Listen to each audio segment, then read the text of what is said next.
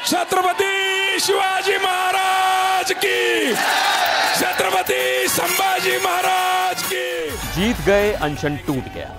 मुंबई में 5 दिनों से जारी मराठा आंदोलन का आखिरकार सुखद अंत हो गया है। मनोज जरांगे पाटिल ने अपना अनशन तोड़ दिया है। सरकार ने उनकी वो मांग मान ली है जिसने पूरे महाराष्ट्र की राजनीति में भूचाल ला दिया था।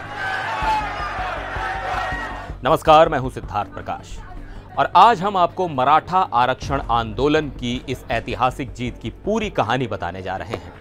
हम उस सरकारी आदेश यानी GR के हर पन्ने को खोलकर आपको आसान भाषा में समझाएंगे जिसके जारी होते ही मनोज जरांगे ने कहा, हम जीत गए।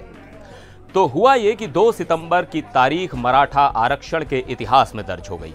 मनोज जरांगे पाटिल की अनिश्चितकालीन भूख हड़ताल के आगे महाराष्ट्र सरकार ने उनकी मुख्य मांग को स्वीकार कर लिया और एक आधिकारिक सरकारी संकल्प यानी GR जारी कर दिया। जैसे ही ये GR जरांगे तक पहुंचा, उन्होंने इसे स्वीकार किया और अपना अनशन खत्म कर दिया। तो आखिर उस सरकारी कागज में ऐसा क्या लिखा है जिसने 5 दिन से जारी गतिरोध को खत्म कर दिया? चलिए इसे पॉइंट बाय पॉइंट समझते हैं। पहला और सबसे बड़ा पॉइंट, हैदराबाद गजेटियर को मिली कानूनी मान्यता। सरकार ने अपने GR में साफ साफ कह दिया है कि हैदराबाद गजेटियर के ऐतिहासिक रिकॉर्ड्स को अब मराठा समुदाय के लोगों को कुनबी जाति का प्रमाण पत्र देने के लिए एक वैध सबूत माना जाएगा। अब आप पूछेंगे कि यह हैदराबाद गजेटियर क्या है? इसे एक तरह का ऐतिहासिक ID प्रूफ समझिए। 1948 तक महाराष्ट्र का मराठवाड़ा क्षेत्र, जिसमें औरंगाबाद, बीड, जालना जैसे जिले आते हैं, हैदराबाद रियासत का हिस्सा था। उस समय के सरकारी दस्तावेजों यानी गजेटियर में मराठों को कुनबी या पिछड़ा वर्ग के रूप में दर्ज किया गया था। जरांगे की यही मांग थी कि इन पुराने रिकॉर्ड्स को आधार बनाया जाए। सरकार ने साल 1900, 1902 से लेकर 1948 तक के सभी पुराने नोटिफिकेशंस को मान्यता दे दी है। इसका सीधा मतलब है कि इन जिलों के मराठा अब इन पुराने दस्तावेजों के आधार पर खुद को कुनबी साबित कर पाएंगे और OBC कोटे के तहत आरक्षण का लाभ ले सकेंगे। दूसरा पॉइंट, सर्टिफिकेट बनाने की प्रक्रिया क्या होगी? GR में सर्टिफिकेट बनाने का पूरा प्रोसेस भी बताया गया है। इसके लिए हर जिले में एक कमेटी बनेगी। जो भी मराठा व्यक्ति कुनबी सर्टिफिकेट के लिए अप्लाई करेगा, उसे अपनी वंशावली यानी फैमिली ट्री के रिकॉर्ड और एक हलफनामा यानी एफिडेविट देना होगा। कमेटी इन दस्तावेजों की जांच हैदराबाद गजेटियर के रिकॉर्ड से करेगी। अगर रिकॉर्ड मैच होता है तो एक तय समय के अंदर उन्हें कुनबी सर्टिफिकेट जारी कर दिया जाएगा। तीसरा पॉइंट, प्रदर्शनकारियों को बड़ी राहत। आंदोलन के दौरान अक्सर प्रदर्शनकारियों पर सड़क जाम करने, सरकारी काम में बाधा डालने जैसे कई मामले दर्ज हो जाते हैं।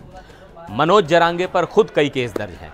सरकार ने अब एक और बड़ा कदम उठाते हुए कहा है कि इस आरक्षण आंदोलन के दौरान जितने भी मराठा प्रदर्शनकारियों पर केस दर्ज हुए हैं, उन सभी को वापस लिया जाएगा। इसके लिए सरकार खुद कोर्ट में अर्जी देगी।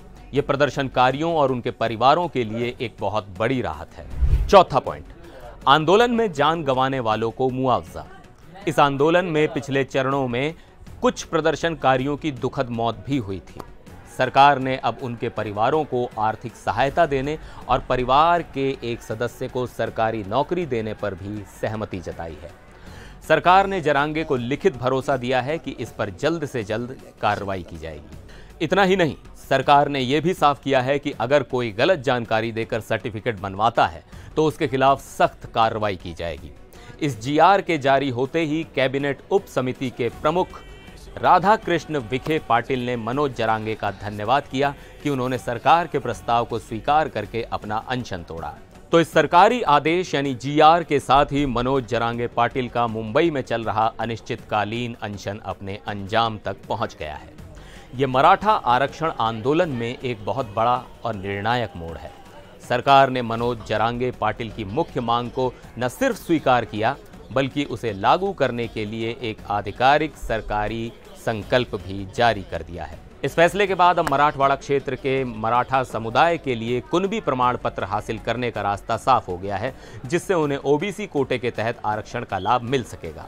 एक व्यक्ति के दृढ़ संकल्प और शांतिपूर्ण आंदोलन के बाद सरकार ने यह बड़ा फैसला लिया। फिलहाल मुंबई से लेकर पूरे महाराष्ट्र के लिए ये एक बड़ी राहत की खबर है। मनोज जरांगे की इस सफलता पर आपकी क्या राय है, कमेंट्स में ज़रूर बताइएगा। फिर मिलेंगे एक और वीडियो में, तब तक के लिए नमस्कार।